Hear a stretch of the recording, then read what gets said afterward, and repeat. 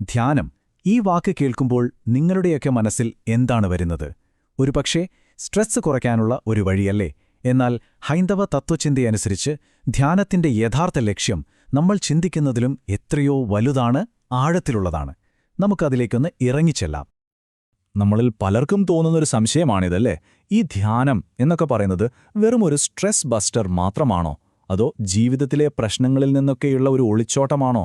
ഈ ചോദ്യത്തിനുള്ള ഉത്തരം തേടിയാണ് നമ്മുടെ ഇന്നത്തെ ഈ ഒരു വിശകലനം.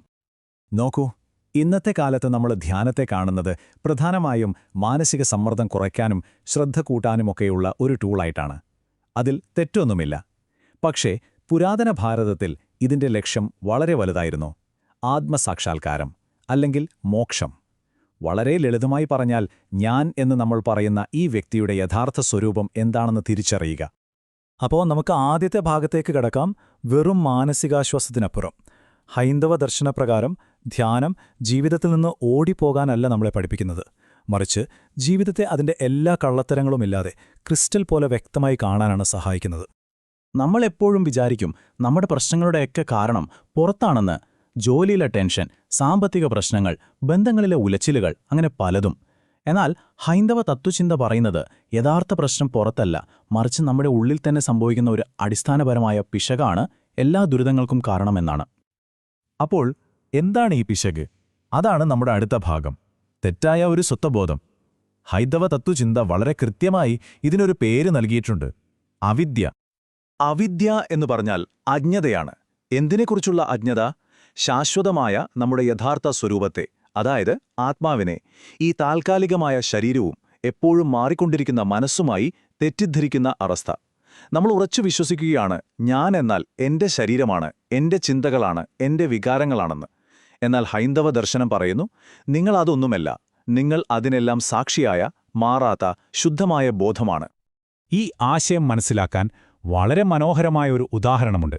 ഒന്ന് സങ്കൽപ്പിക്കൂ, നിങ്ങൾ രാത്രിയിൽ ഒരു വഴിയിലൂടെ നടന്നു പോവുകയാണ്. നല്ല ഇരുട്ടുണ്ട്. പെട്ടെന്ന് നിലത്തെന്തോ ഒന്ന് കാണുന്നു. ഒരു കയറാണ്. പക്ഷേ ആ ഇരുട്ടിൽ നിങ്ങൾ അതൊരു പാമ്പാണെന്ന് തെറ്റിദ്ധരിക്കുന്നു. ഉടൻ തന്നെ എന്ത് സംഭവിക്കും? ഹൃദയമിടിപ്പ് കൂടും, വിയർക്കും, പേടിയാകും. എന്നാൽ ആരോ ഒരു ടോർച്ചടിച്ച് കാണിക്കുമ്പോൾ നിങ്ങൾ ആ സത്യം തിരിച്ചറിയുന്നു. അവിടെ പാമ്പില്ല, വെറുമൊരു കയറ് മാത്രം. അപ്പോൾ ആ ഭയത്തിന് കാരണം പാമ്പായിരുന്നോ? അല്ല, കയറിനെ പാമ്പായി തെറ്റിദ്ധരിച്ച നമ്മുടെ അറിവില്ലായ്മയായിരുന്നു. ഇതേപോലെയാണ് അവിദ്യയും നമ്മുടെ ജീവിതത്തിൽ ദുരിതങ്ങളുണ്ടാക്കുന്നത്. അപ്പോൾ ഈ തെറ്റിദ്ധാരണയെ എങ്ങനെ തിരുത്തും? എങ്ങനെ ആ ടോർച്ചടിച്ചു നോക്കും? അതിനുള്ള ഏറ്റവും ഫലപ്രദമായൊരു മാർഗമാണ് ധ്യാനം. അതുകൊണ്ട് നമുക്ക് അടുത്ത ഭാഗത്തേക്ക് പോകാം: നിശ്ചലതയുടെ സാങ്കേതികവിദ്യ.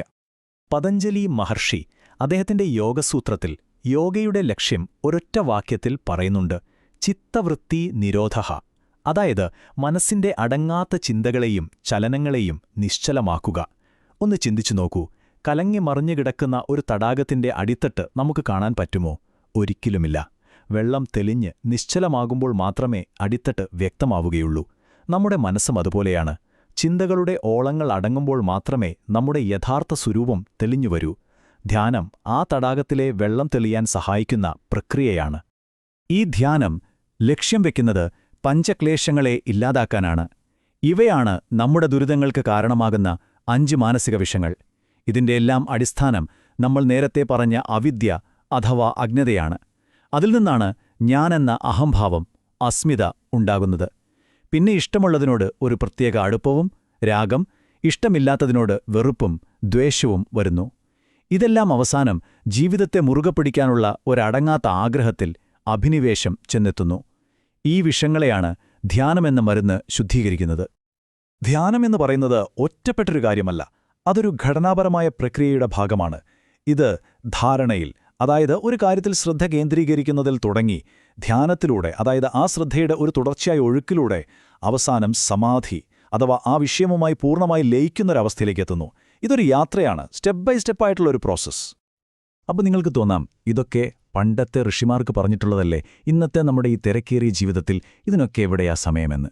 തീർച്ചയായും പ്രായോഗികമാണ്. അതാണ് നമ്മുടെ അടുത്ത വിഷയം: എങ്ങനെ കർമ്മവും ധ്യാനവും ഒരുമിച്ച് കൊണ്ടുപോകാം. ഭഗവത്ഗീതയിലെ അതിമനോഹരമായ ഒരു വാക്യമാണിത്: യോഗ കർമ്മസു കൗശലം. ഇതിന്റെ അർത്ഥമെന്താണെന്നോ?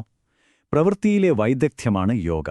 അല്ലാതെ വെറുതെ കണ്ണടച്ചിരിക്കുന്നത് മാത്രമല്ല യോഗം. ധ്യാനത്തിലൂടെ കിട്ടുന്ന ആ ശാന്തമായ മനസ്സ് നമ്മുടെ ഓരോ പ്രവൃത്തിയെയും എങ്ങനെ മാറ്റുന്നുവെന്ന് നോക്കാം. നമ്മൾ ചെയ്യുന്ന കാര്യത്തിന്റെ ഫലത്തെക്കുറിച്ച് അധികം ആകുലപ്പെടാതെ ആ കർമ്മത്തിൽ മാത്രം ശ്രദ്ധിക്കാൻ പഠിക്കും. ഇഷ്ടം, ഇഷ്ടക്കേട് എന്നിവയുടെ അടിസ്ഥാനത്തിൽ പെരുമാറുന്നത് കുറയും. ജീവിതത്തിലെ സാഹചര്യങ്ങളോട് എടുത്തുചാടി പ്രതികരിക്കുന്നതിന് പകരം വിവേകത്തോടെ പ്രതികരിക്കാൻ തുടങ്ങും. അങ്ങനെ നമ്മൾ ചെയ്യുന്ന ഓരോ ജോലിയും, അത് ഓഫീസിലെ ജോലിയാകട്ടെ വീട്ടിലെ ജോലിയാകട്ടെ, ഒരുതരം ആരാധനയായി മാറും. ഇതിന്റെ ആത്യന്തികമായ ലക്ഷ്യം എന്താണെന്ന് ചോദിച്ചാൽ ഒരു താമരയില പോലെ ആവുക എന്നതാണ്. താമരയില വെള്ളത്തിലാണ് ജീവിക്കുന്നത്, പക്ഷെ ഒരു തുള്ളി വെള്ളം പോലും അതിനെ നനയ്ക്കുന്നില്ല. അതുപോലെ നമ്മൾ ഈ ലോകത്തിൽ ജീവിക്കുമ്പോഴും ലോകത്തിലെ പ്രശ്നങ്ങളോ സുഖദുഃഖങ്ങളോ നമ്മളെ മാനസികമായി ഉലയ്ക്കാതെ ഒരു സമചിത്തതയോടെ ജീവിക്കുക. അപ്പോൾ ഈ സമചിത്തതയോട് ജീവിക്കുകയെന്നതാണോ അവസാനത്തെ ലക്ഷ്യം? അത് വളരെ പ്രധാനപ്പെട്ട ഒരു പടിയാണ്. എന്നാൽ ഹൈന്ദവ ദർശനമനുസരിച്ച് ധ്യാനത്തിന്റെ പരമമായ ലക്ഷ്യം അതിനുമപ്പുറമാണ്. അതൊരു സമ്പൂർണമായ പരിവർത്തനമാണ്. അതാണ് മോക്ഷം. എന്താണീ മോക്ഷം? ലളിതമായി പറഞ്ഞാൽ എല്ലാത്തരം ദുരിതങ്ങളിൽ നിന്നും എല്ലാ കെട്ടുപാടുകളിൽ നിന്നുമുള്ള ഒരു സമ്പൂർണമായ മോചനം. ഇത് മരണശേഷം കിട്ടുന്ന എന്തോ ഒന്നല്ല, അല്ലെങ്കിൽ നമ്മൾ കഷ്ടപ്പെട്ട് പുതുതായി ഉണ്ടാക്കിയെടുക്കുന്നൊന്നുമല്ല. മറിച്ച് നമ്മൾ മറന്നുപോയ നമ്മുടെ യഥാർത്ഥ സ്വരൂപത്തെ, ആ ശാശ്വതമായ ആനന്ദത്തെ ഇവിടെ ഈ ജീവിതത്തിൽ തന്നെ തിരിച്ചറിയുന്ന ഒരവസ്ഥയാണ് മോക്ഷം. അപ്പോൾ നമ്മൾ തുടങ്ങിയ ആ ചോദ്യത്തിലേക്ക് തന്നെ തിരിച്ചുവരാം. ഇന്ന് നമ്മൾ പരിശീലിക്കുന്ന മൈൻഡ്ഫുൾനെസ്സും ഹൈന്ദവ പാരമ്പര്യത്തിലെ ധ്യാനവും തമ്മിലുള്ള വ്യത്യാസം ഇവിടെ വളരെ വ്യക്തമാണ്. ഒന്നിന്റെ ലക്ഷ്യം മാനസികാരോഗ്യം അല്ലെങ്കിൽ ഒരു വെൽനസ്സാണ്. അതിന്റെ പശ്ചാത്തലം ഒരുതരം ചികിത്സാപരമാണ്. എന്നാൽ മറ്റൊന്നിന്റെ ലക്ഷ്യം മോക്ഷം അഥവാ സമ്പൂർണമായ മോചനമാണ്. അതിന്റെ പശ്ചാത്തലം ഈ പ്രപഞ്ച സത്യങ്ങളെക്കുറിച്ചുള്ളതാണ്. ഫലമോ നമ്മുടെ സ്വത്വത്തിന്റെ ഒരു സമ്പൂർണമായ പരിവർത്തനവും. ഉപനിഷത്തുകളിലെ വളരെ ശക്തമായ ഒരു രൂപകത്തോടെ നമുക്കിത് അവസാനിപ്പിക്കാം. ഉപനിഷത്തുകൾ പറയുകയാണ്, നമ്മളെല്ലാവരും എല്ലാ ദിവസവും ഒരു വലിയ നിധി കുഴിച്ചിട്ട ഒരു വയലിലൂടെയാണ് അങ്ങോട്ടും ഇങ്ങോട്ടും നടക്കുന്നത്.